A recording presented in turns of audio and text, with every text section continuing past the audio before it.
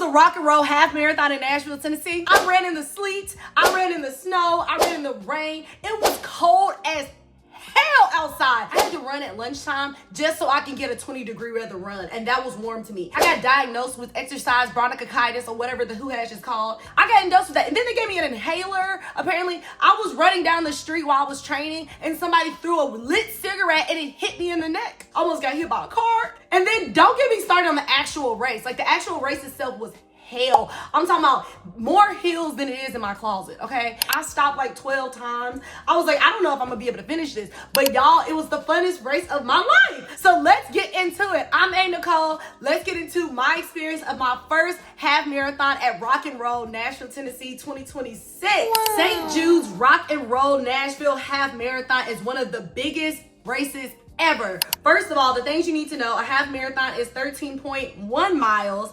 It is typically held in late April, but next year in 2027, it will be on April the 24th. It is in the downtown Broadway area. So 8th Avenue and Broadway is where you start, and you finish at Nissan Stadium, i.e. that's where the Titans play and they lose. The time limit for this course is about 4 hours. That's an 18-minute pace, so you could really do a party pace if you wanted to do that.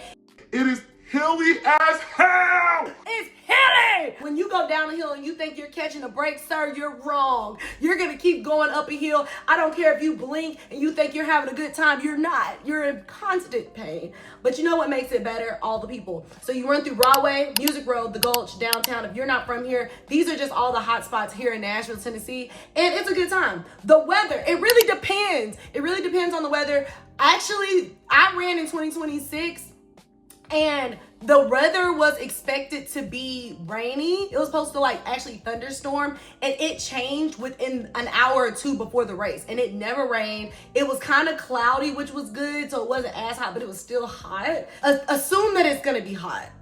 That's what I would, because even if it rains, it's still hot because it's humid here. So let's talk about the race. Okay, so from my experience, this is how it goes. I started the race with my run club, which I love. If you watch my other videos, I've told you guys that if you're gonna do your first anything, whether it's a 5K, 10K, or half marathon, you need to have a race that is in your hometown or where you know a lot of people at, because the people can push you through this race like no other. Let's talk about the actual race. When you start the race, it's a beautiful time. Okay, they sing you a song, they have the national anthem, everybody's excited, and we're cute. The makeup is on, your hair is still intact, everybody smells nice, okay? And then here comes the beeps. Ready, set, go! And we're out of there like Lightning McQueen. It's on a downcline. When you start, you're thinking you're having a ball, okay? Because that 0.5, 0.7 is literally downhill the entire time. So you're smiling, you're waving at the people. You're like, hi, I'm having a good time. This is easy. I'm living my blissful life, okay? Then you go flying down the hill, and then you, bam, right up Demumbrian. You look up, and it's like, here we go. It's not even a full mile in, and we already got to see a funky ass hill. You're going to go up the hill. Then you're going to go slightly down the hill when you're on Music Row. And then it's kind of flat for a little bit, but it kind of has an incline as well. It's really weird. It's really a rolling hill thing. So it's flat, then it goes up, then it goes down. Child, anyway, for the most part, you're either going to be flat or you're going up. Okay, 12 South is hell on wheels. From mile 1 all the way until you get to mile 9, you're going to hate life. So my best suggestion is to have as much fun as possible. I thought I was doing a great job. Subscribe up until mile 3.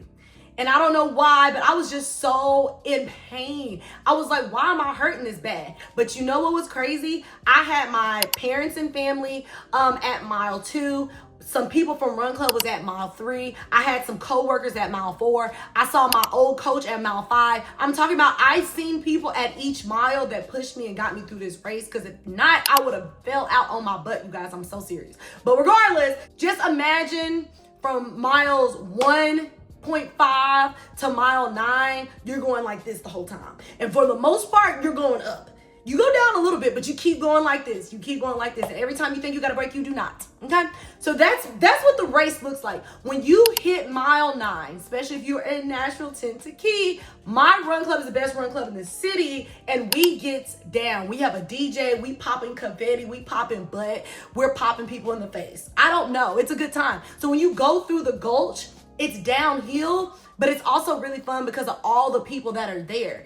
Then it gets silent, okay? Mile 10, mile 11, you go up a hill, a funky hill, a stanky, musty hill, a dirty, disgusting hill. You go up that hill and you feel like you're hearing your breath. You're feeling the breath. You feel like Winnie the Pooh, if you will. Where's the honey? Okay? You're going up that hill and you're having a time. As a suggestion, take everything that you can grab from people. Now, I'm not a sugary sweets girl, but they're passing out candy and stuff like that.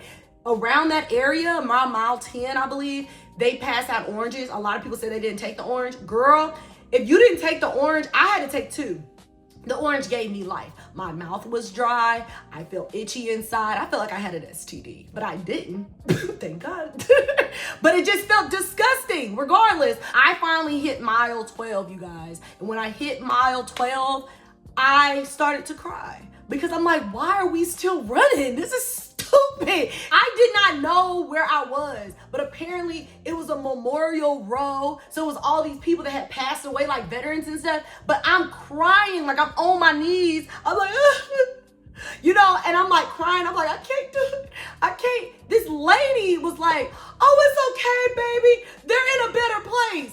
Ma'am, respect to the people who have fallen, but I am about to fall out. I was not crying over the memorial. They thought I was, though. I was like, this is not a good place to cry. I was like, oh, okay. I was like, let me get up and go.